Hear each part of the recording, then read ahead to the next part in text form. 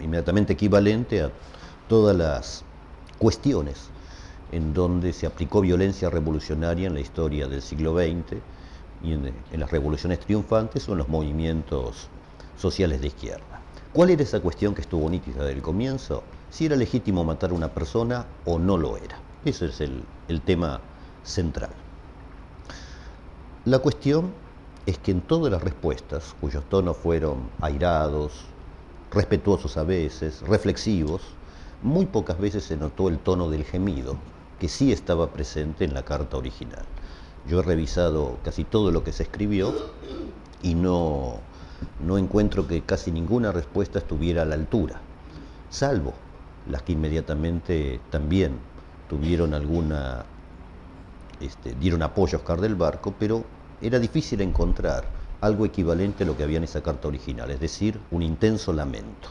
No suponía la carta de Oscar del Barco en principio una postura intelectual. La cuestión es que la carta fue tomada como piedra de escándalo, como una especie de confesión que no debió haber sido confesada. De más está decir que la posibilidad, las condiciones de posibilidad de que se hiciera esta polémica, entre otras, es que el principio social básico, enunciado por Oscar del Barco, es no matarás. Si fuera al revés, si el principio social fuera matarás, bueno, no habría habido polémica. Bueno, ¿qué había en esas páginas? ¿Por qué a tanta gente se le hizo necesaria refutarla? Creo que la cuestión la ponen con palabras claras en su respuesta Horacio González. Lo dice así: es el problema, o mejor dicho, las consecuencias que trae aparejado certificar una verdad política con un acto de sangre.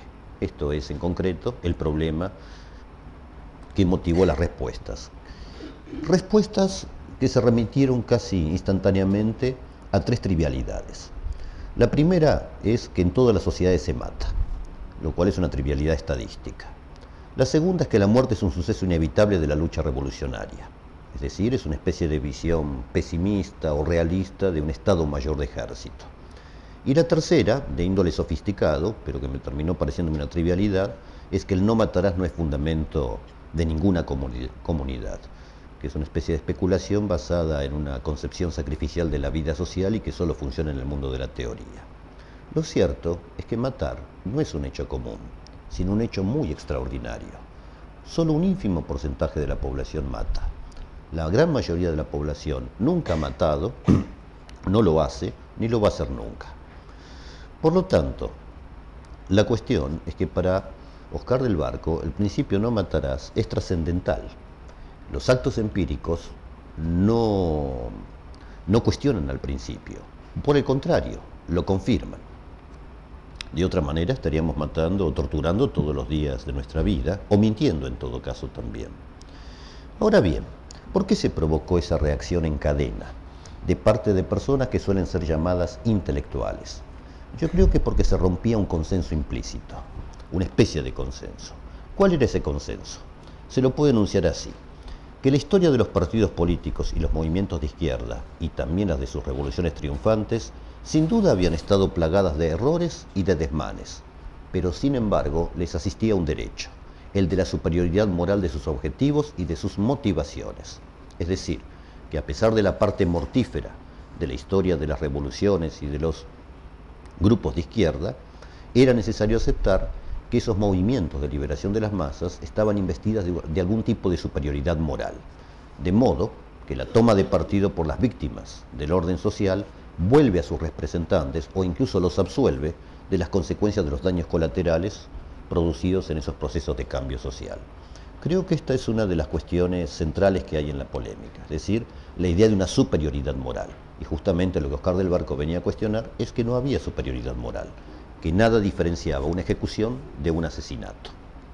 Y llamo la atención también al hecho de que en todas las respuestas, todos los interlocutores evitaron la palabra asesinato, que está presente, sin embargo, tanto en la carta de Oscar del Barco como en la entrevista original que se le hizo a un miembro de aquel grupo guerrillero de Salta, que reflexionando sobre lo pasado, sobre lo que él vivió, dice claramente: fue un crimen, fue un asesinato.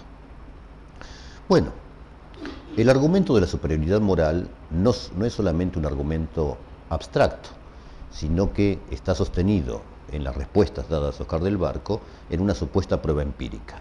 El hecho de que en cada uno de los casos de cambios revolucionarios triunfantes que hubo, la Unión Soviética, China, Cuba, Argelia, etc., la condición económica y social de las víctimas mejoró.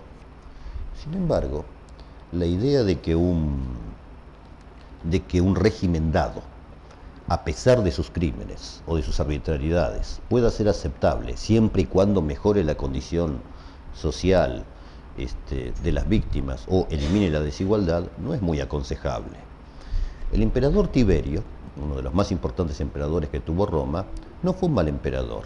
Puso orden en el imperio, mantuvo la paz social, sin embargo no tuvo ningún problema en ordenar que su hijo Druso muriera de hambre, encerrado en una habitación, como también mandó matar a su ministro principal, Sejano, y a las dos hijas de Sejano. Una de ellas tenía 10 años, y como la ley romana impedía que una virgen fuera ajusticiada, primero se la violó.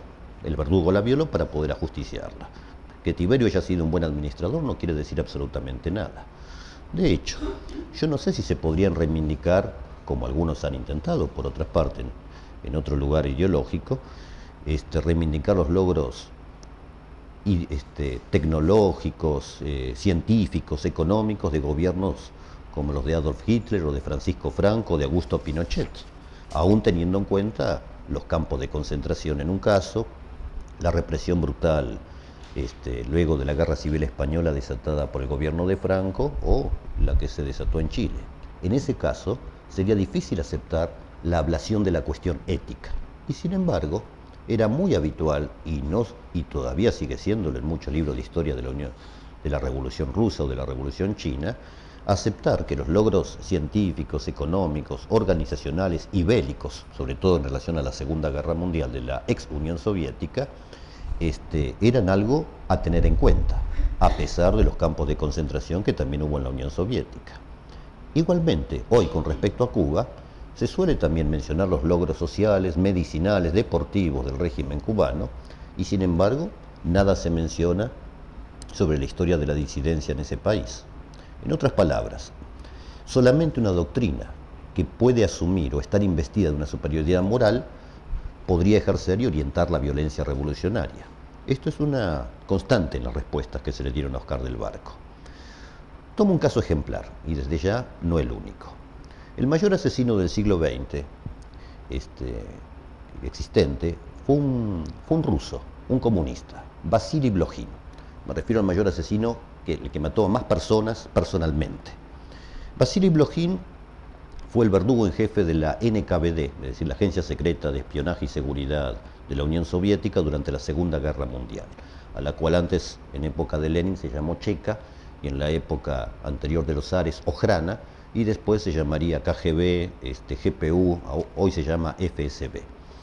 Bueno, en el año 1940, en un bosque llamado Katyn, en Polonia, este hombre personalmente mató a 7.000 personas en 28 días, a razón de 250 personas por noche, de un disparo en la nuca. Para matarlos, por cierto, se vistió con gorro de carnicero y delantal de carnicero y se puso guantes hasta los codos para evitar las salpicaduras de sangre.